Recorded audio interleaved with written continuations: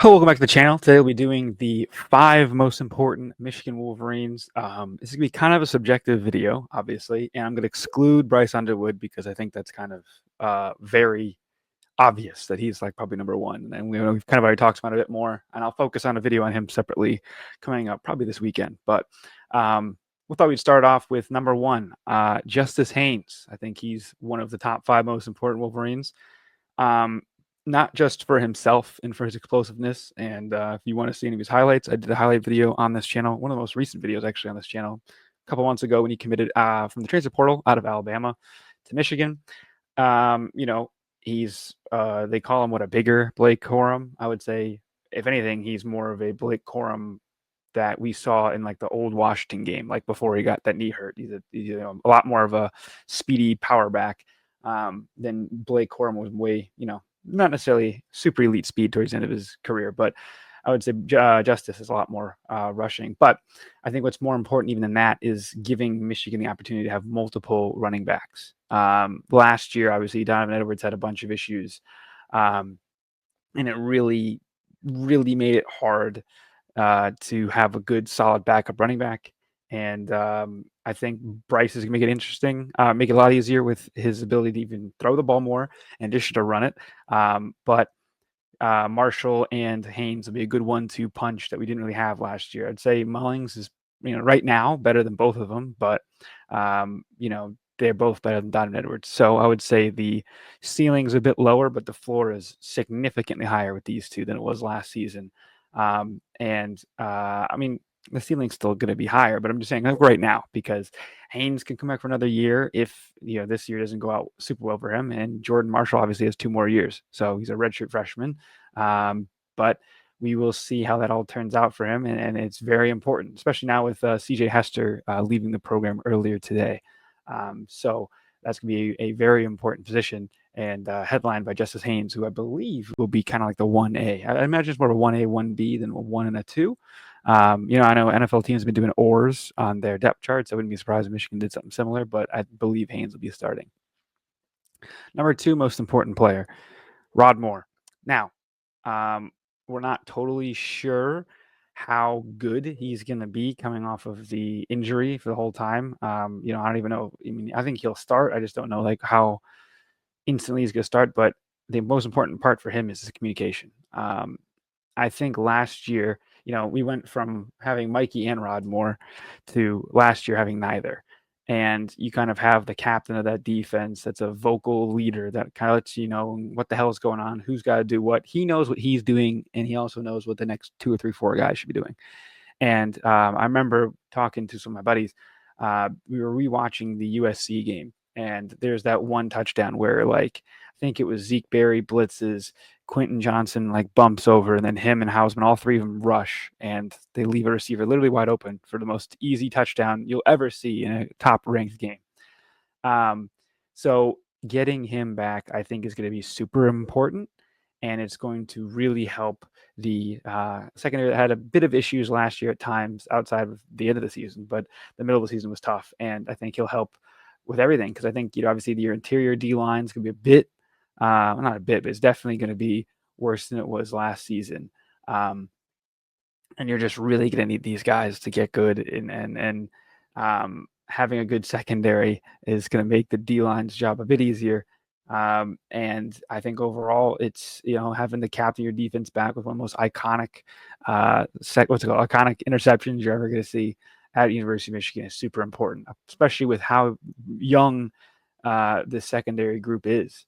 You got a lot of guys that are Jair Hill sophomore, Mason Curtis sophomore, Zeke Berry redshirt junior, Brendan Hellman junior, TJ Metcalf junior, but he's a transfer. Tavis also is a transfer who's in here.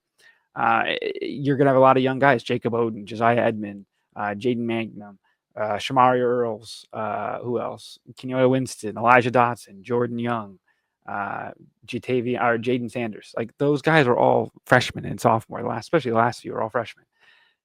You have a guy like Rod Moore in there, they're going to be able to learn so much from him, whether they're playing with him or around him. I know Michigan rotates the safeties very well. It's going to be very important to use his expertise all across the field. Up next, It's a cop-out answer, but I'm going to say left tackle. We don't know who it is yet. I just think the position as a whole is be very important. I think what's the three-way battle between Brady Norton, Evan Link, um, Andrew Babaloa, and Blake Frazier, I believe, is who's battling for the position. I mean, Evan Link got a lot of hate last year. Some of it was deserved. I don't know if hate's right, but you know what I mean, criticism. Some of it was deserved, but he had a really good game against Ohio State at the end of the year. Obviously, was it the best game of all time? No. Was it his best game of his career? Significantly. And I mean, I think a lot of Michigan fans would really take it if a guy's best game was against Ohio State. It's a very, very nice and very good, and we obviously love to see that. But we kind of need you for the other 11 games too, and hopefully more than 11. I guess 13 technically. But um, you have Evan Link, and then you got the freshman Andrew Babaloa. The guy's a supercomputer. That's a 5-star recruit coming in. I know Ty Haywood is another big 5-star tackle, but he did not early enroll, so he's a little bit behind. But I think he's a lot more physically gifted than out of the two. But Andrew Babaloa's got a supercomputer. He played, I think it was the first overall pick at the spring game, which is pretty high praise. I think the last one I remember the first overall pick was Kenneth Grant a few years ago, kind of before he burst on the scene. So it's a very rare air to be that pick. So he's going to be very important. And then you got Brady Norton, the transfer from Cal Poly. I think that it's be one of those three. You need these good tackles to happen. I think last year actually we had a Twitter space, talking about what was the biggest problem last year. Was it quarterback, offensive line, or offensive coordinator? Obviously, it was a three-headed monster of hell for Michigan fans. But when you look at the offensive line and how much it fell off last year compared to years prior, it's terrible. You got Greg Crippen, who did enough last year. I know they're switching him out and then out. El Hadi's back to his left guard side, which is his preferred side, so he should be okay. Andrew Sprague was an absolute animal against Alabama. He's one of the biggest humans you ever see. Nathan Defoe's done a pretty good job. I know he's been competing with Lawrence Hatter for the other guard position. Maybe even Luke Hamilton can sneak in there as a younger guy. But you just like to see that it's all pushing. And then the left tackle is just kind of like open chair, like musical chairs. I know the left guard, right tackle, and center were all but solidified by Sharon Moore earlier this year. So right tackle still up for right guard's a little bit up for grabs, but the left tackle, obviously Bryce's blind side, you need that to be good. And if it's Babaloa, that'd be awesome to have him for at least 3 seasons. He's a guy that really values education, so maybe you can sneak out 4 years of him. But hopefully not. I love all my guys to go as early as possible and get the money in the pros, but that'll be that. So that would be number 3. Number 4, I kind of want to say fullback, but I'm going to say Jalen Hoffman. Shout out my guy Trevor McHugh from Rivals, now partnered up with On3, but from Rivals, Amazing Blue Review. Check out his stuff. The guy's an absolute animal. He's been on Jalen Hoffman for a while.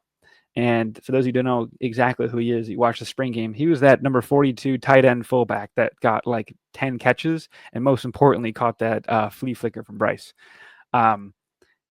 He's the heir apparent to Max Bredesen. Everyone thought Eli Owens was that guy. Hoffman is firmly the next like fullback, halfback, or H-back, whatever you want to call it.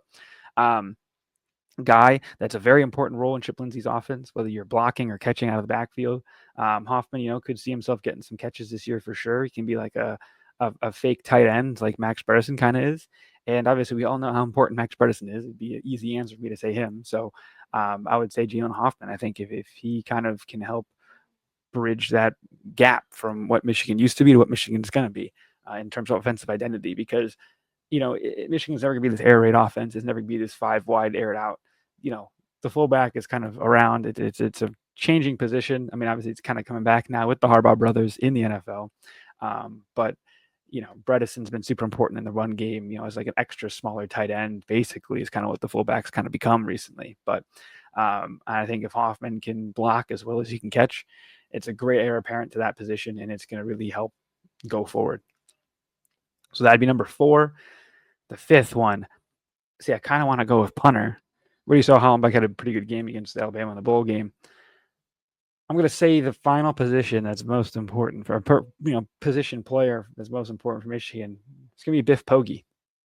He's head coach and assistant head coach, and I think he's going to be the head coach for Michigan when Sharon Moore's out for his 2, 3, 4, 5, 6, 7, who knows how many games he's going to be out. The thought, and I think Michigan right now is out for 2 games. You would imagine NCAA is going to give you 3 or 4, probably 4, unfortunately. Hopefully, you can negotiate down to 3. That'd be great. But he's going to be very important. Not only for that, when you think of Sharon Moore last year, you think of a lot of mistakes, whether that be depth chart mistakes. They had the wrong running back starting for a while. They were doing musical chairs with the centers. It's crazy. So if Biff can help him with that and some of the head coaching duties, maybe he can help out, develop this young O-line a little bit more than he was before, help him, be a good CEO head coach. You kind of saw this even with like a guy like Ryan Day, that once he brought in a veteran guy and Chip Kelly, obviously it kind of everything fixed itself. But you bring Biff back from his stint over at Charlotte. He learned a lot of experience himself, I'm sure. And he's probably going to be head coach for those few games. Maybe Chip Lindsey or Wink will sneak in there, but probably going to be him. But also, like, you look at the Indiana game, he had one of the worst challenges you ever see. He had another bad challenge, I think, against Oregon. I think Biff will kind of help him relax, get settled into his position. Like everyone kind of talks about how Bryce Underwood is going to have some struggles as a true freshman. Sharon was basically a true freshman coach, right? Obviously, first-time head coach. He had a few games last year, but he wasn't really game planning himself. But once we saw Sharon take over play calling and game planning for the final 3 games of the season, I mean, you saw a completely different Michigan team that arguably could have been in the playoff if they played that way the entire season, and damn, they're going to be for a national championship, despite how limited the roster was. The roster is exponentially better now, and I think that Biff will help get the most out of that roster and help Sharon become hopefully the next great Michigan head coach. Because I'm getting real sick of people talking about how he's a placeholder coach. He's just there. He's getting set up to fail. Like Unnecessary Roughness on Barstool had a segment the other day talking about that, and everyone was just like, "Oh, he's just there to set up for failure. He's this idiot doofus head coach." It pissed me off. And I think Sharon's a great man, a great leader of men. Great support system, everything around it, and he's recruiting his ass off. He's doing everything he can. He got Michigan's NIL out of the mud, and I'm super excited to see what he brings to the program going forward and what his vision of a Michigan team is, because he's kind of, right now still in the Harbaugh mold. Maybe he, grows his wings and becomes his own guy. He brought in a awesome offensive coordinator and some position guys, some veteran coaches in, Soup Campbell and a few other guys to help up the O-line and the receivers and stuff. It seems like he really understood what went wrong last season, and he's really done everything in his power, personally and, through other people, to really right the wrongs of last season. And that's why I'm super excited and super high on Michigan this season. So that is what I have for now. Thank you all for watching. Really appreciate the support the last few days. Coming back into the swing of things, I'm going to have to try to sprinkle in some non-Michigan videos, not only for myself, but also to see if everyone's here just for Michigan videos or just for me. Hopefully the latter, or maybe a little bit of both. That's no problem. But yeah, thank you always for tuning in as always. And please like and subscribe. Leave a comment down below if you feel obligated and something you want me to talk about. And yeah, we'll see you guys later. Peace.